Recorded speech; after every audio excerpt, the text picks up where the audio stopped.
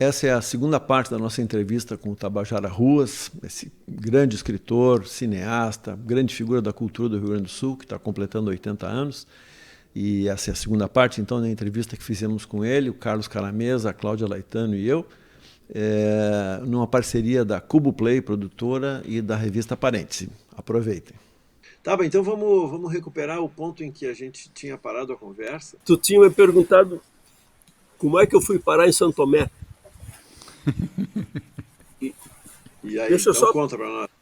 Ah, tá, então podemos dialogar. É que a imagem muda e eu fico meio perdido, não sei se estou no ar então. Não, então é o seguinte, ó, eu tinha ido eu morava em Copenhague, e que fica em frente da cidade de Malmö, na Suécia. E eu peguei o barco e estava indo para Malmö, porque eu ia visitar uns brasileiros, amigos meus, na cidade universitária de Lund, que fica ali pertinho, e ia de trem para lá. Essa cidade de Lund é a cidade onde o Bergman filmou o Morangos Silvestres, e eu queria conhecer a cidade, a catedral e tal, aquela pompa universitária da Suécia.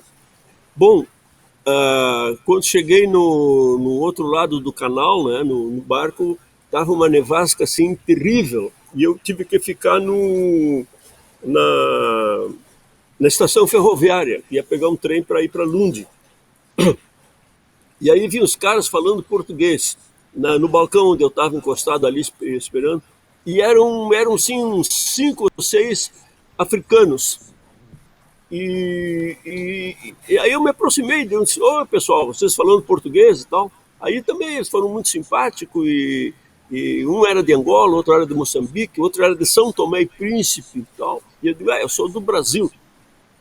E aí eles adoravam os brasileiros e tal, e me adotaram ali no grupinho. Aí eu fiquei amigo deles. E esse que era de São Tomé e Príncipe,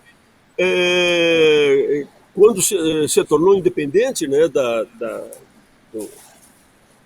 de Portugal, ele me convidou para ir para lá. Ele era uma espécie de ministro da construção civil lá.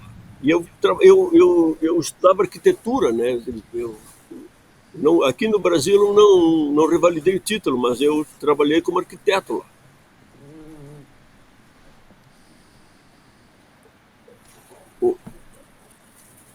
Não estou te ouvindo. Eu perguntei se tu fosse para lá em São Tomé, tu trabalhaste como arquiteto, então? Lá trabalhei como arquiteto. Mas tu ficaste uma temporada, então? Como? Tu ficaste uma temporada lá, então? Eu fiquei lá quase 2 anos. Não completou 2 anos, mas fiquei quase 2 anos. Era uma ilha... Sim, pode Falo falar. de lá?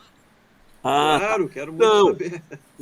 Então, ó, São Tomé e Príncipe, né, são duas ilhas muito próximas uma da outra, pequenas. São Tomé com 100 mil habitantes e Príncipe com 10 mil habitantes. E elas formam um pequeno arquipélago e uma República Democrática de São Tomé e Príncipe. E eu trabalhei aí, e ela fica exatamente na linha do Equador, entre a África e o Brasil, onde a África faz assim, o Brasil faz assim, ali bem no meio, São Tomé e Príncipe.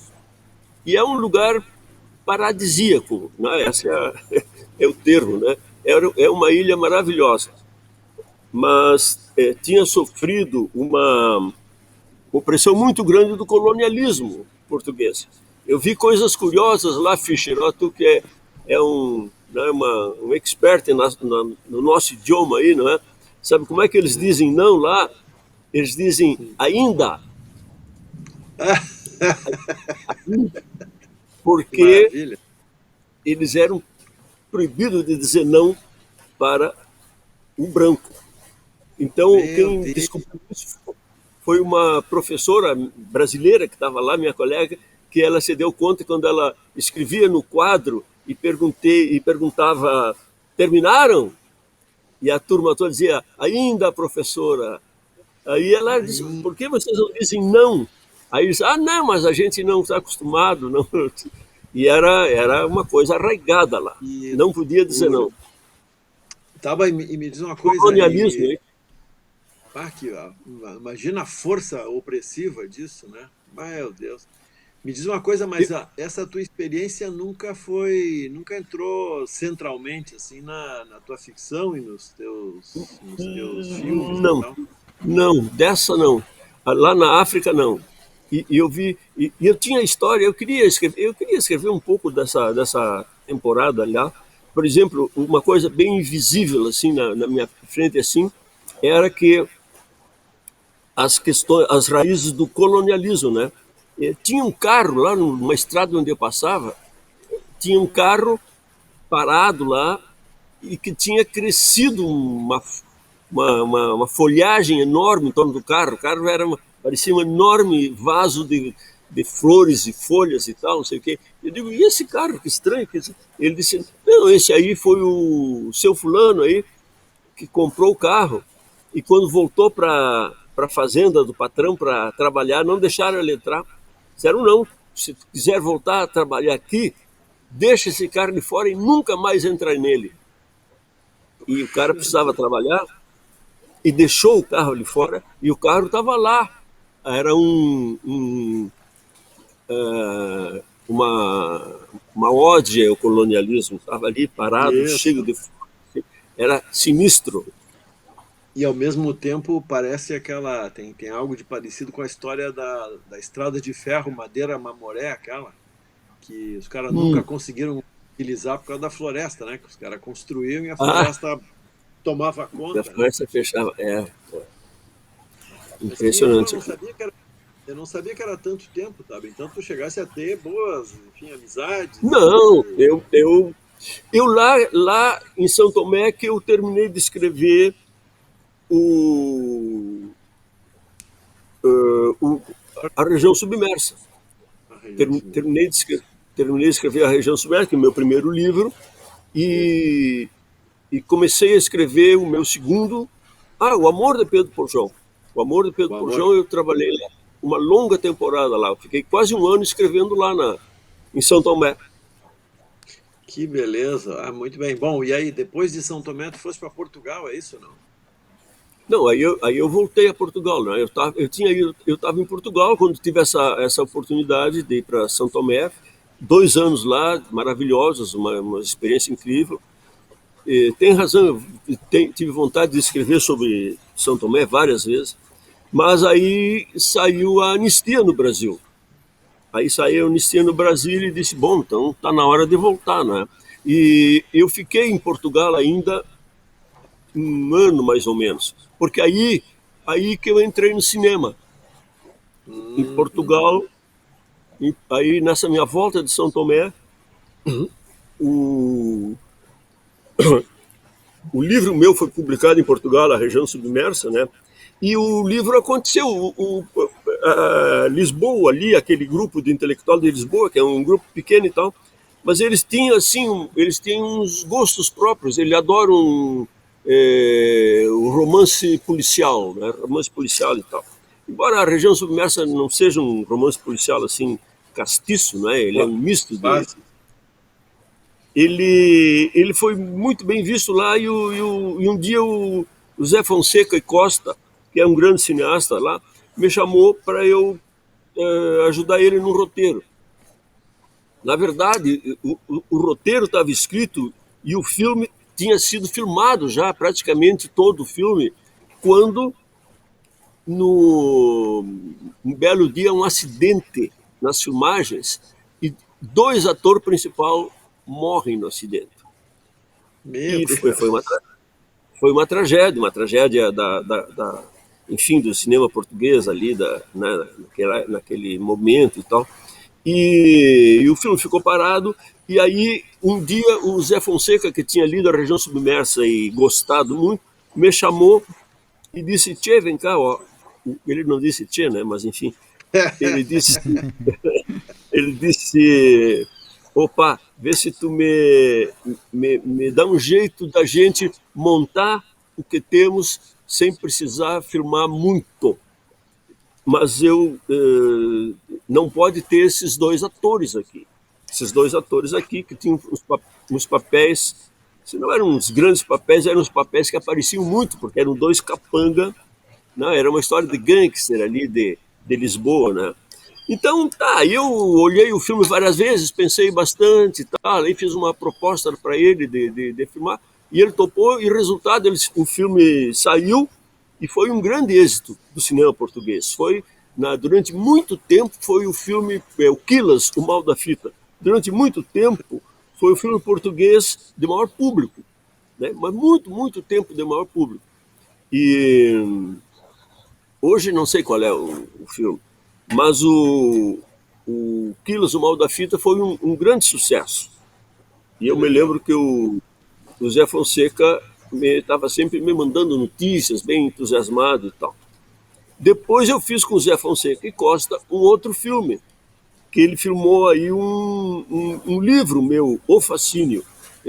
Vocês devem conhecer o Fascínio, talvez, que é uma história de terror. Uma pequena novelinha de terror. Sim, que se passa aqui no Rio Grande do Sul, daí já a história. Se passa, Uruguaiana e tal. Mas ele filmou lá, a gente se reuniu muito e ele adaptou. É uma história de fantasmas. E os fantasmas que aparecem são das velhas revoluções. Então, ele adaptou para a Guerra Civil Espanhola. Então, a fronteira Portugal e Espanha da Guerra Civil Espanhola, ele adaptou aquilo ali, ficou bem curioso, assim, bem português, bem daquela região ali, bem diferente. Tanto que eu estou animado a filmar o Fascínio agora, como ele é, assim, naquela região da fronteira ali e tal. Estou bem adiantado com esse projeto. Werner Schinemann vai ser o protagonista. Né? O Werner vai fazer o cara que é amaldiçoado pelos antepassados, né? E sim, que é uma história assim. O cara herda a sede. O cara herda uma fazendinha lá e tal, e vai para lá. E lá os ancestrais dele, lá na época das revoluções, lá de talvez 93, por aí, né? Começa a aparecer um fantasma lá de um degolador, que começa a degolar as pessoas. Mas, na verdade, é esse nosso passado sangrento aí, que é uma metáfora daquele nosso passado. Né? O fascínio do sangue, né? Que nós temos. Esse livro, não sei, Fischer, esse livro que começou mal aqui, começaram falando mal do livro e tal, e eu entendo, porque não precisa gostar de tudo. Mas agora ele foi reabilitado lá com essa editora Devir, lá de São Paulo, que é especialista em coisa de mistério, de terror, de fantástico, né? De fantástico. Ele fez uma antologia chamada As Melhores Histórias Brasileiras de Horror e colocou ali 14 histórias, né? E colocou o Fascínio entre elas. Colocou o Fascínio. E o que mais eu tenho aqui essa é a antologia, ó. As Melhores Histórias Brasileiras de Horror. Bom, o que me surpreendeu nisso, não sei se tu tem esse livro, eu posso te mandar. O que mais me surpreendeu nisso é o seguinte, ó, Machado de Assis, Aloysio de Azevedo, Inglês de Souza, Afonso Arinos, João do Rio, e aí vem para os mais modernos, Braulio Tavares, Walter Martins, né, e Tabajara Rus. Todas histórias de horror. Todas as histórias de horror. E a história que abre o volume é a do Machado de Assis. A Causa Secreta? Machado de Assis. É a Causa Exatamente, Secreta. A Causa Secreta. A Causa Secreta. Agora tu já pode dizer assim, não, o time é bom, é eu, Machado de Assis. Não, mas... Eu me lembro quando eu li o Fascínio, eu me lembro que eu até escrevi uma resenha comentando esse negócio do fantasma, que era uma coisa muito, muito significativa, né? Mas e a tua E aí teve a anistia, e aí como é que foi a tua organização pessoal, assim, para tu retomar a vida aqui? Por exemplo, Sim, era óbvio que tu ia ser anistiado? Teve algum processo complicado no meio disso? não, eu cheguei quando eu voltei pelo Rio de Janeiro, lá no Galeão, me pegaram lá. Pegaram lá, me deram, fiquei quase um dia inteiro sentado lá na delegacia que tem lá no aeroporto, né? E, e depois me surpreendeu quando veio um sujeitinho todo bonitinho lá, um policial, pediu um monte de desculpa e não sei o que e tal, me desejou felicidades e me mandou embora. E só faltou me levar até o táxi, né? E, então, então o país está outra coisa mesmo, né? Está outra coisa Que mesmo. legal. No total, tu ficasse quanto? 10 anos fora? 11 anos? 10 anos. 10 anos. 10 anos. Foi importante para mim, foi decisivo, porque terminei de escrever o meu primeiro livro, publiquei meu primeiro livro, comecei a trabalhar em cinema, né? Foi Claro. bem legal. O E que a tua que reintegração aqui foi tranquila ou não? Eu escolhi vir direto para Santa Catarina, né? Eu já tinha dado uma temporada, eu gosto da coisa aqui, da natureza, da cidade de Florianópolis em si, eu tinha muitos amigos aqui. Aí eu vim para cá e aí comecei a trabalhar. O primeiro trabalho, assim, bem objetivo que eu fiz, assim, foi escrever um folhetim para o Correio do Povo, pela mão do Walter Galvani, que agora faleceu, né? Agora. E foi o chamado, como é que se chamava? A Os segunda varões, assim. existência de Terra Helena. A segunda existência de Terra Ah, Helena, que era uma mistura das coisas. Eu tava descobrindo o Raymond Chandler, né? Fiquei fã do Raymond Chandler, sim. sou até hoje, né? É um baita escritor. E E aí eu juntando aquele universo dele e tal, e aquelas novidades do boom da literatura latino-americana, aquelas coisas assim delirantes, eu fiz um folhetim que depois, aliás, os personagens eram da região submersa, né, do meu primeiro livro. Mas eu escrevi esse livro, esse folhetim com os personagens, né? E depois acabei fazendo um outro livro que se chama O Detetive Sentimental, reunir os capítulos do livro, né? Uhum. E foi bem recebido, sim, o pessoal dessa coisa de ficção sobrenatural e essas coisas assim, gostaram. Foi bastante lido, né? Eu fui E isso convidado ainda. para. Ah, Como? não, isso ainda Diga. era no antigo Correio, né? Não tinha No, fechado no ainda. antigo Correio. Era no antigo Correio. Mas foi assim, os estertores finais do Correio, né? Depois de algum tempo ele acabou. E depois, pouco tempo depois, eu ainda voltei a ter uma boa ligação lá com o Correio, com o prédio, porque eu, eu fui chamado para integrar a redação do Diário do Sul, né? Criar o diário, na verdade. Eu sentei com um monte de jornalistas lá e nós criamos o diário, que foi um jornal bem sucedido durante 2 anos. E aí ele foi quebrado, né? Ele não, mas foi durante 2 anos foi uma boa mostra de jornalismo, que é isso Sim, que tu faz, né, Fischer? Que tu está fazendo aí com o Matinal e essas coisas aí, assim, que era um jornalismo verdadeiro, informativo, mostrando assim, mas de qualidade, com texto bom, boas ilustrações. A gente reuniu o que tinha de melhor, é o que tu está fazendo. Reuniu o que tinha de melhor na época ali em Porto Alegre e fazia um jornal de qualidade, fazia um bom jornal que a gente gostava de fazer. sim, era um jornal e o texto era excelente também, era um negócio fora do comum, né? Né? e Era como é muito que bom. Aquele jornal eu queria saber como é que você deu continuidade à questão do cinema aqui no Brasil quando você voltou do exílio? Depois você começou uma produção muito bacana aqui de cinema? Sim. Bom, eu estava picado já, né, pelo veneninho do cinema.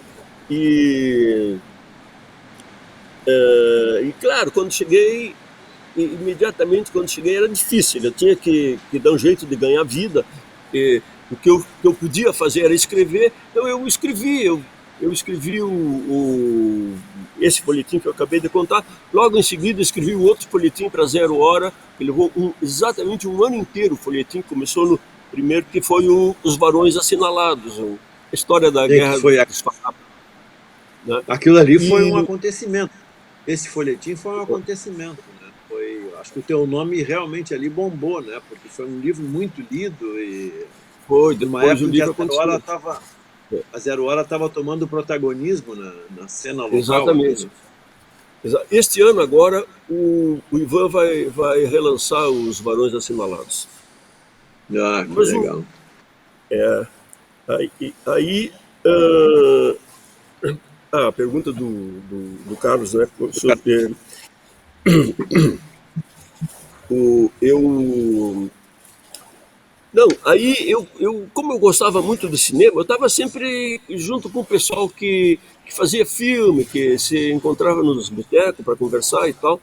E aí surgiu a história que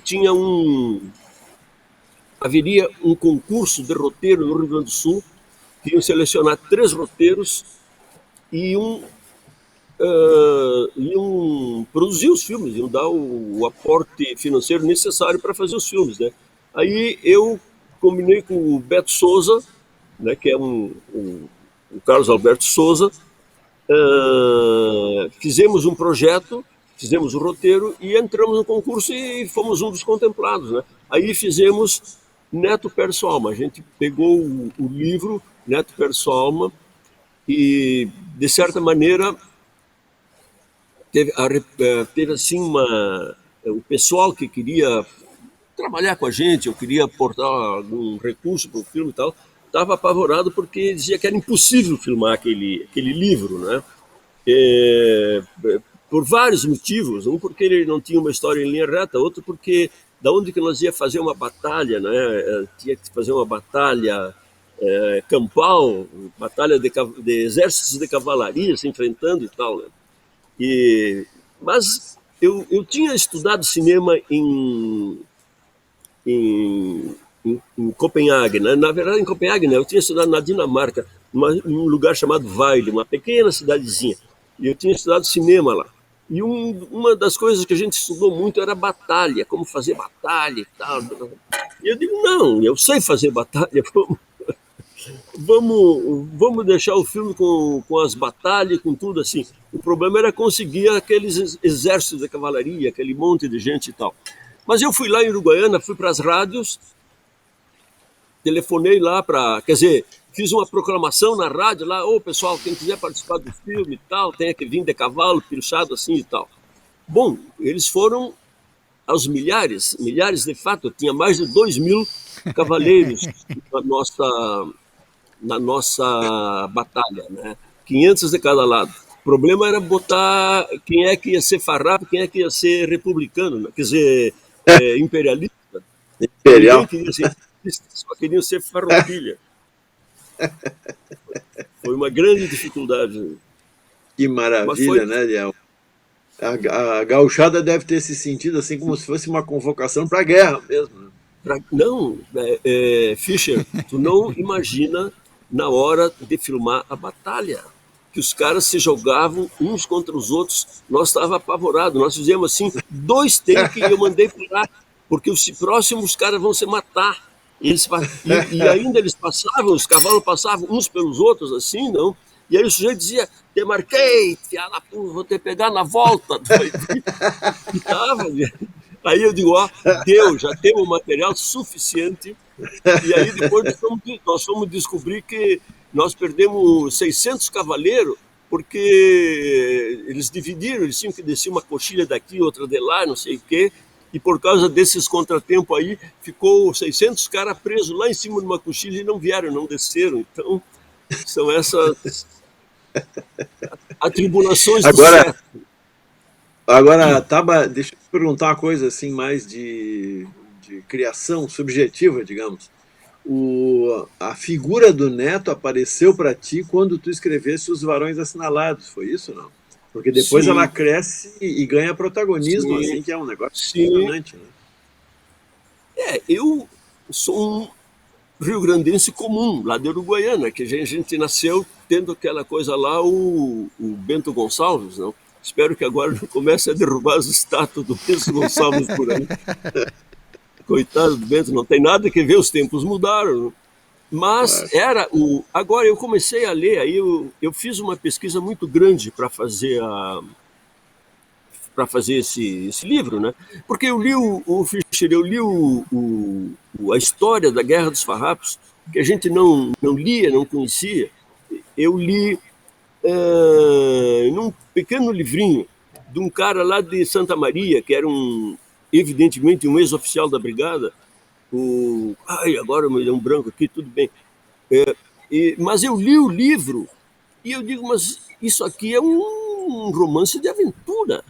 Isso aqui é uma coisa assim, épica, gigantesca, e a gente fica aqui metido entre esses gaudérios de fim de semana aí, né, enfim, com essas pilcha, né, De boutique? exageradas.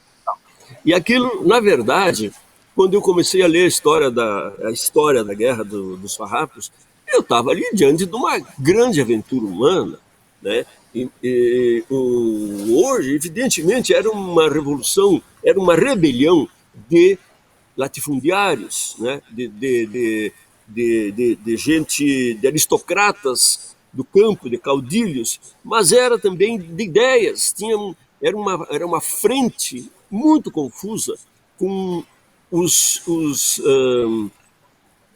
fazendeiros de um lado, o capitalismo recém-surgindo do outro, que eram os donos das charqueadas, e tinha os militantes castiço, os caras que queriam a república mesmo, que eram contra a escravidão, que queriam, enfim, tinham, e não era a maioria, como sempre, hoje não é, né?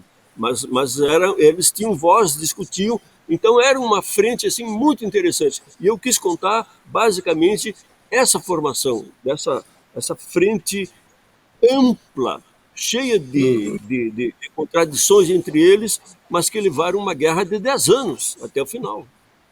E a Não, é uma derrota coisa impressionante. E no que o Neto te chamou muito a atenção? Por que ele virou protagonista? o Neto me chamou porque eu achei que ele era discreto e elegante. A gente sempre ouvia o tempo todo falar do Bento Gonçalves e das façanhas do Bento, isso e aquilo, e não sei o quê. E depois, quando tu começa a investigar e se informar a respeito, tu vê que, na verdade, os defeitos do Bento Gonçalves, né, eram tanto ou maior que as suas virtudes, né? E ele detestava a República, ele era a favor da escravidão, ele tinha escravos, enfim, tinha uma série de coisas, né? E que, se a gente começa a olhar com nossa visão de hoje sobre esses acontecimentos, ele era um escravocrata, né, filho da puta. Mas, para a época, ele era uma figura muito interessante, porque ele se debatia no meio daquelas questões que sacudiam a província. O Neto não. O Neto tomou partido, o Neto era a favor da República, o Neto era a favor da abolição da escravidão, enfim, o Neto tinha uma visão,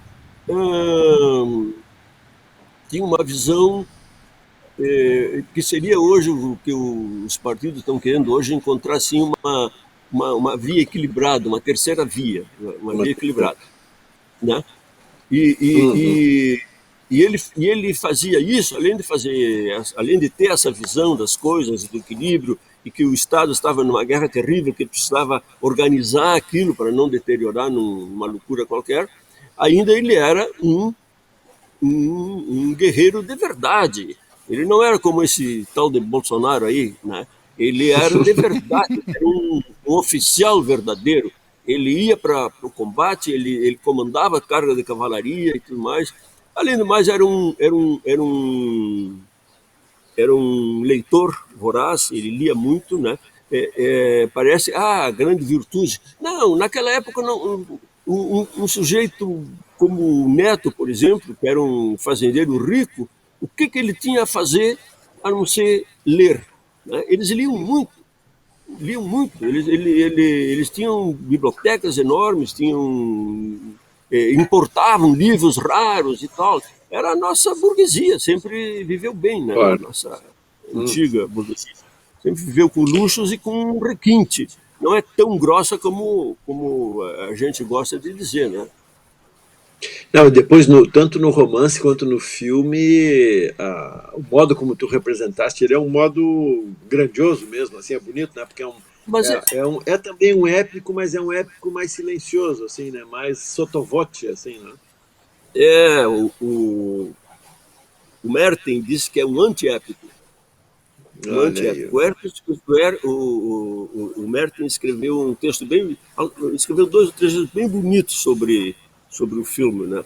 E ele diz que é um antiépico e que muito você falou e tudo mais, que era cópia de filme de faroeste, não sei o quê. Pô, eu adoro faroeste, eu amo faroeste, eu vi todos os faroestes possíveis e continuo vendo. Mas o meu filme não é um faroeste. O meu filme é um filme do Pampa. E toda a relação dele com o sargento, aquela é um negócio é um hino à amizade também. Então, tudo aquilo foi novidade também. Eu acho que foi o próprio Merten até que escreveu que o Neto Perde Sua Alma trouxe a negritude para o cinema gaúcho. Claro. Né? Trouxe a negritude para o cinema gaúcho. O Sirmar foi o sargento, não? Sirmar Antunes? O Sirmar Antunes foi o sargento Caldeira. Né? Eu já tinha tido um encontro com o Sirmar, aí que eu conheci o Sirmar e convidei para fazer o Neto Perde Sua Alma, foi o dia que o Dorival encarou a guarda, né? Que é um capítulo do O Amor de Pedro por João, a história do sargento, né? Que, aliás, a história do prisioneiro, é um sindicalista que está preso e pede para tomar banho, não deixam, né? E aí é o desafio dele com a guarda, né? Com um por um da guarda até chegar no sargento, e o sargento era o Sirmar Antunes. Né? Que legal, era muito bacana. Esse ano a gente fez, quando morreu o ator que fez o Dorival, a gente fez uma matéria grande sobre ele. João Acaiabe. João Acaiabe, exatamente. João Acaiabe. E depois disso, o teu fascínio pela história do Rio Grande do Sul e por esse traço épico, ele se manteve, né? Com o negócio da cabeça do Gumercindo foi o projeto seguinte, ou não foi logo depois? Não, aí... O trabalho teu com o Elmar Bones? Isso, eu fiz... Não, sim, como livro, sim, eu fiz lá adiante A Cabeça do Gumercindo Saraiva tem uma história interessante. Primeiro foi uma história em quadrinho com o nosso amigo Edgar Vasquez, né? Eu fiz o roteiro, o texto, e ele desenhou A Cabeça do Gumercindo Saraiva. Aí, o pessoal da Copsul pediu para eu fazer uma biografia do Gumercindo Saraiva. E sugeriram que pegasse um repórter para andar junto comigo, para acompanhar toda a trajetória do Gumercindo. Aí eu fui com o Elmar Bones, o bicudo, grande jornalista, o último preso político brasileiro. Né? Ainda hoje, né? Ainda hoje. Não, ainda hoje ele está com ele hoje desse processo absurdo. Né? Não é prisioneiro, mas é refém. É refém daquela coisa toda. E até hoje ele sofre por causa disso, e não só por causa dos bandidos da época da ditadura, dos bandidos que vieram depois, né? É, dos bandidos é terrível. civis. Agora, É. falando nisso, tá, aproveitando para dar um depoimento, o financiamento desses projetos dependeu muito do Cirne Lima, não foi? Com certeza, eu ia falar nele. Luiz Fernando Cirne Lima. Luiz Fernando Cirne Lima estava trabalhando na Copisul. Ele era o superintendente, ele era o chefão lá. E ele era um desses gaúchos estilo do Neto. Ele era um leitor, ele era um obstinado leitor e um consciencioso leitor. Ele lia muito bem e muito. E ele fez um plano lá de publicação de livros, que publicou vários livros interessantes. A Cabeça do Muricy Saraiva não seria feito nesse sentido, até porque nem eu nem o Bicudo íamos financiar uma excursão desse porte. Levamos pelo menos uns 4, 5 meses viajando pelo Rio Grande de carro, parando em hotéis e tal. Então, né, sem trabalhar em outra função, só fazendo isso e tal. Então ele sim financiou o nosso livro e financiou outras coisas mais na cultura do Rio Grande do Sul. Isso também passou, né? Isso é passado, já acabou. Lamentavelmente, não. Um cara esclarecido como ele não tem nada parecido hoje em dia. Né? Esclarecido e com uma posição de poder. É. Já que estamos falando nisso, eu quero falar no meu amigo Severo, né? José Antônio Severo, escritor, jornalista, né? E que foi o cara que me aproximou ele. O Cirne Lima perguntou quem é que podia escrever uma história dos Bozano. Não, primeiro foi. Não, é onde surgiu o Neto Perde Sua Alma. O Neto Perde Sua Alma, na verdade, foi um encargo do Cirne Lima via José Antônio Severo, que eles queriam que eu escrevesse uma biografia do Neto. E eu digo, não, biografia não. Eu não sou biógrafo, não sou historiador, eu sou ficcionista. Eu gosto de inventar sem muita coisa. Assim.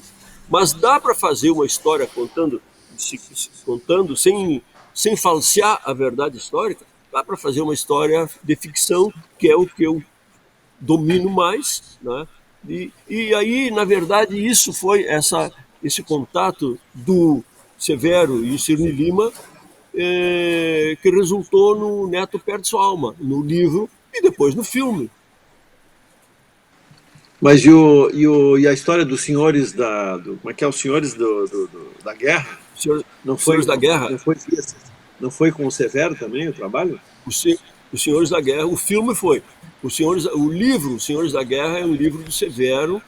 O Severo tem o Severo precisa ainda ser observado melhor a produção literária do Severo. Os Senhores da Guerra, eu acho um livro extraordinário, Os Senhores da Guerra. A pesquisa que ele fez, a coisa que detalhada, ele escreve os últimos 100 dias da vida do coronel Bozano, o jovem coronel Bozano, o Rafael Bozano, que tinha 24 anos de idade e era coronel da brigada militar.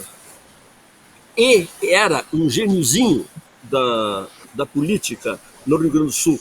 Ele tinha 24 anos, só para tu ver, Fischer, ele se formou em Direito e as notas, ele tirou, ele era o primeiro do ranking de notas da Faculdade de Direito do Rio Grande do Sul. E até hoje ele ainda é o primeiro do ranking. Não foi superado. Então, o Rafael Bozano. Bom, esse Rafael Bozano tinha um irmão menor que ele, de 20 anos, o Carlos Bozano. E os dois, que era poeta e músico, não sei o quê, E um era o Carlos, mais jovem e tudo mais, ficou com as velhas tradições, era Maragato, era, e E o o, Rafael? o Rafael Bozano, que era da geração jovem, era castilhista, era um, como é o nome da, Pica-pau? da Pica-pau. não, não, sim, Pica-Pau também, mas o nome Positivista? era Positivista? positivista, positivista. Ele era positivista. E então ele tinha toda uma visão do mundo pela ciência e assim. Bom, os dois irmãos bem diferentes, o poeta e o positivista, se enfrentaram nos campos de batalha, estiveram no mesmo campo de batalha duas vezes. E em torno disso, o Severo escreveu um livro gigantesco, cheio de detalhes e com uma sutileza que ele não cai nessa grosseria que eu fiz no filme aí, porque o filme tem que ser meio grosseiro, né? O, que eu, não vamos querer fazer filmes como Antonioni, né? Ou Visconti. Nós somos Galdério mesmo, nós temos filmes de Gaulle e tal. E, e ele fez uma literatura assim, muito sutil, muito competente na história. Eu acho um belo livro. E depois ele escreveu duas obras monumentais, que Rios de Sangue, né? A história da Guerra do Paraguai. Né? São 3 volumes, não me lembro o nome de cada um dos volumes aí, mas é Rios de Sangue, a história da Guerra do Paraguai, que é nosso maior conflito, nosso maior má consciência. Né? Ah, isso eu não conheço, mas o Severo é bom. E ele tinha aquela novela antes, né? Como é que se chamava? E Uma novelinha que ele, o irmão editou também. ele tinha uma novelinha, agora o nome não me lembro, mas ele era, É, sei lá, mas era terminava muito lá bom. na ponte de Uruguaiana, era uma guerra entre Brasil e Argentina, uma coisa assim que ele inventou. Mas esse livro, essa trilogia dele é muito interessante, muito, muito Essa eu não interessante. conheço. Aliás, tu tem como é o nome do teu livro, aquele magnífico, aquele daquele menino, é um romance como é que é? Um romance de educação sentimental. Putz, esqueci o Ah, nome agora. o, Que é lá em Uruguaiana, né? sim. Não, esse aí, ó, se tudo der certo, eu vou filmar também, se eu não bater as botas antes. É o Perseguição e Cerco a Juvencio Gutierrez. Esse Isso é filme, esse, uma esse novela muito filme, boa. esse filme é 100% certo que eu vou filmar, porque eu ganhei um edital da Nancini, ganhei um edital que prevê o orçamento, prevê todos os custos do filme. Então é só eu começar a fazer. Só não comecei a filmar ainda por causa da pandemia. A Olha pandemia, só. a pandemia ela é muito, muito difícil para quem trabalha com grandes grupos. Vai. Né? Esse filme também, o Perseguição e Cerco, você se lembra dele, é um fim de semana em Uruguaiana que o contrabandista Isso. volta e a cidade toda fica em polvorosa em torno daquilo e tal.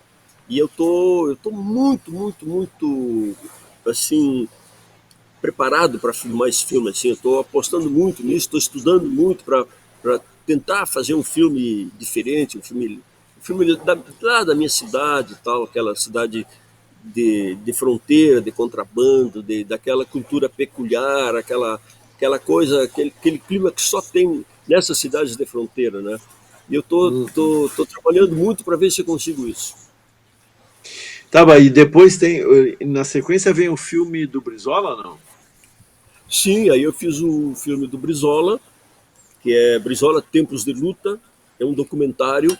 É um documentário que eu gosto, bem ele olha, ele tem um olhar assim muito assim compreensivo com o Brizola, sabe? Eu acho o Uhum. Brizola uma figura fantástica e que é mal disputado pelas suas várias correntes, compreende? É mal disputado. E o Brizola era meio estilo assim o General Neto na sua dignidade, mas também na sua firmeza de coisas. Ele não era nenhum santinho, não.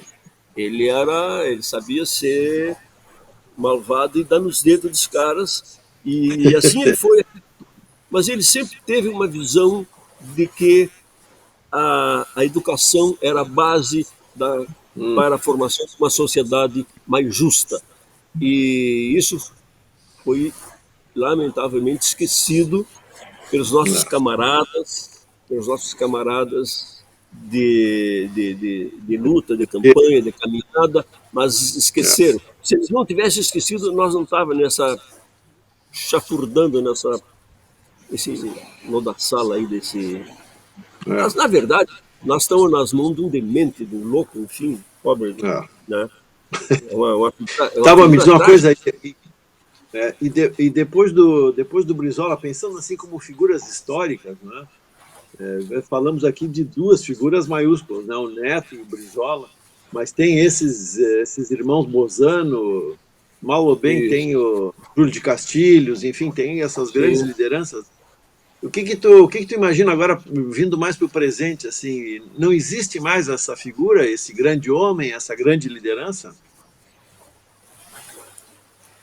Olha, não, sim, nós temos aqui no Rio Grande do Sul, né, representantes da melhor política que se fez na história do Rio Grande, né? Pô, eu sou muito fã do Lívio Dutra. Eu acho o Lívio um cara assim, ó. O Lívio é um cara nobre, é um cara que lê, é um cara que se divide com as pessoas, é um cara que está nos acontecimentos, assim, sempre com discrição e com elegância. Então ele é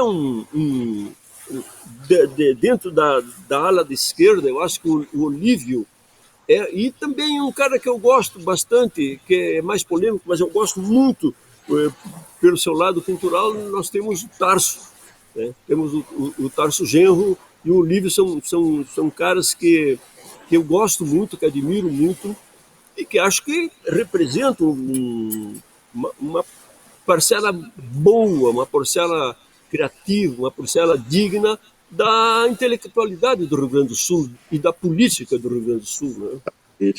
É verdade.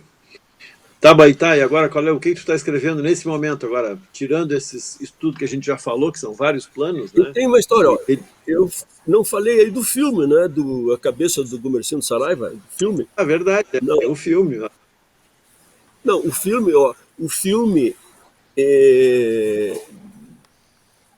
a opinião geral de amigos e da crítica e tal, é que é o meu melhor filme, A Cabeça do Gumercindo Saraiva. É o meu melhor filme, o mais bem acabado, mais bem, enfim, alinhavado e tal, né? E eu estou agora eu já tenho mais experiência mesmo, já teria filmado o Perseguição se não fosse a pandemia, né? Agora eu estou me preparando eu quero filmar Perseguição e O Fascínio, quero fazer esses dois filmes aí, e aí, né, pendurar a chuteira. Mas escrever. Eu tenho um livro, Fischer, que eu escondi para evitar mal-entendidos, né? Que é Você Sabe de Onde Eu Venho, que ele conta a história da expedição brasileira na Itália, na Segunda Guerra Mundial, da Força Expedicionária, né? Uhum. E é fácil de confundir as coisas, porque as lideranças militares daquela expedição à Itália foram os generais que deram o golpe em 64. Foram os golpistas em 64 e era também o pior lado do exército, o lado mais à direita do exército brasileiro, né? E ainda hoje estão aí, são os defendentes. Mas eu escrevi uma história não dos generais, eu escrevi a história dos pracinhas, né? Foram eles que foram na linha de frente, foram eles que lutaram, e a história do Brasil, da história do Corpo Expedicionário Brasileiro na Segunda Guerra Mundial, é uma história absolutamente extraordinária da força de vontade humana, não é? Da capacidade de se reinventar no meio da catástrofe. Não é? É uma história absolutamente maravilhosa, eu adoro. E eu escrevi um livro que ainda não, por outro lado, ainda não publiquei porque ainda eu tinha um certo constrangimento assim de que eu não estava absolutamente certo que tinha um bom livro na mão. Mas hoje eu trabalhei nele, mudei muita coisa e tal. Coloquei a parte da aviação brasileira, que é uma história extraordinária dos aviadores brasileiros na Segunda Guerra Mundial. E só para tu ver, ó, o aviador americano fazia 30 voos e estava pronto, dava baixa, 30 voos. Os aviadores brasileiros faziam 100 voos até segurar, faziam 100 voos, 90 voos. E assim, os grandes heróis da Força Aérea Brasileira fizeram mais de 90 voos de guerra. É uma coisa... Ninguém fazia isso, só brasileiro. Então eu conto isso E é um romance isso, Taba? Eu fiz um romance. É parecido assim no estilo com Os Varões Assinalados. Eu fiz uma baita pesquisa, li tudo que tinha sobre a formação do exército, aquela tensão que havia no Brasil. Começa, né, Fischer, os teus parentes lá bombardearam 20 navios, e os da minha mulher também bombardearam 20 navios brasileiros na costa brasileira. Afundaram, mataram algo assim como 7.000 pessoas, uma coisa assim, agora não lembro bem. Mas, enfim, atacaram ferozmente durante 3 meses. Em 3 meses, eles afundaram mais de 20 navios brasileiros. Aí, a população e os estudantes foram para as ruas, se revoltaram e obrigaram o Brasil a tomar uma atitude. Aí o Getúlio declarou guerra ao eixo, né, pressionado pela população brasileira, e foram para a guerra. Né? Foram para a guerra para lutar contra o fascismo, contra o nazismo. Né? Mas a instituição é uma instituição que tem suas 4 patas nessa direita, chave. Né? Agora no nazifascismo, né? No nazifascismo. O Brasil é um país que a gente gostaria tanto de ter mais orgulho dele, não é? De escrever sem pruridos. Eu gostaria de escrever sobre o Brasil, assim, me extasiando com a maravilha de ser brasileiro, sem pruridos, mas não dá, não é, tchê? Não dá. Eu queria aproveitar para te perguntar, porque você está todo organizado, já está com os teus planos na ponta da agulha. Quando é que você acha que vai ter uma retomada do cinema brasileiro? Como é que você vê? Porque a Ancine, essas coisas estão todas muito balhadas, né? Como é que você acredita na prática que as coisas vão continuar? Sim. Bom, Caranês, balhado é a expressão. Eles foram jogados contra um muro e metralhados. A cultura brasileira de todos os seus parâmetros. O cinema, como necessita de recursos, né, e no mundo inteiro é assim, na própria Estados Unidos, em Hollywood, né, os filmes são feitos com recursos que são tirados da iniciativa privada e do Estado, né, como todo mundo. Né. Aqui no Brasil, de repente, virou crime como se não houvesse esses recursos para os bancos que quebram, para os fazendeiros, para plantar soja, para etc, etc. Então, parece que é só o cinema brasileiro, o teatro e as artes em geral que pegam o dinheiro da nação, não é, para se divertir. Não, nós fazemos, o artista brasileiro, o intelectual brasileiro, ele o que ele faz com esses recursos é renovar a alma do Brasil, é criar novas coisas para o Brasil, né? Eu acho é isso que é e é isso que vale, né? Além de mais que um povo que, enfim, dizer óbvio, né? Um povo que não tem cultura não tem alma, né? Então esse essa ação que faz esse governo Bolsonaro é um crime de lesa pátria, né? É um crime, é uma traição ao futuro, né?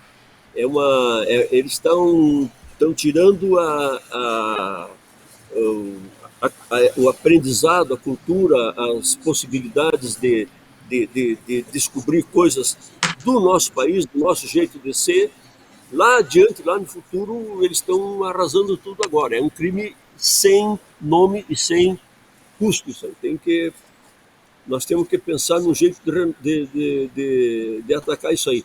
Eu acho muito difícil, não sei como fazer, Caramês. No meu caso, o edital que eu ganhei para fazer o Perseguição e Perseguição cerco? foi muito antes, eu ganhei antes, pelo menos foi no ano da eleição do Bolsonaro.